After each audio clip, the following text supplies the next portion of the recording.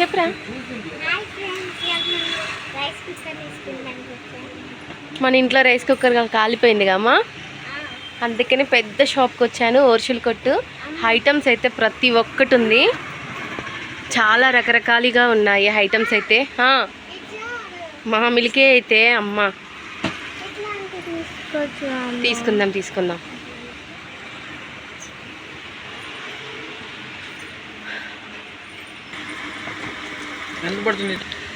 చిన్నపిల్లలు ఆడుకుంటానికి మమ్మీ.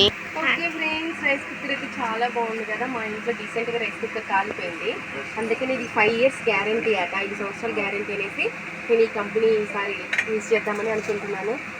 మా ఆయన చూడండి నా కోసం జ్యూస్లకి ఎన్ని రకాలు తీసుకున్నారు, ఇప్పటికి మీ అందరికీ తెలుసు కదా. మళ్ళీ ఇప్పుడు కొత్త మోడల్ వచ్చిందనేసి తీసుకుంటుండు.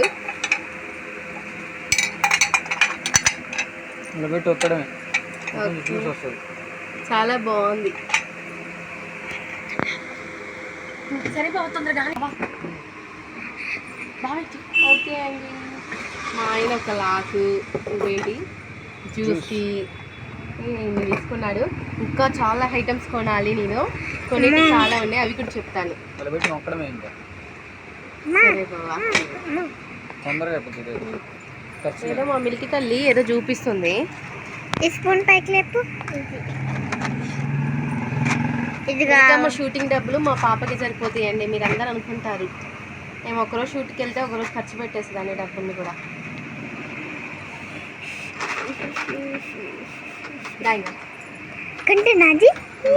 ఇత్తడి చూడు బావ ఎట్లుంది, ఇత్తడి మస్తున్నాయి కదా బావా, చాలా బాగుంది.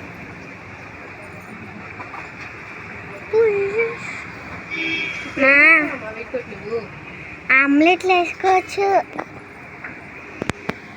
మా వాళ్ళు ఫోన్ చేస్తున్నారు.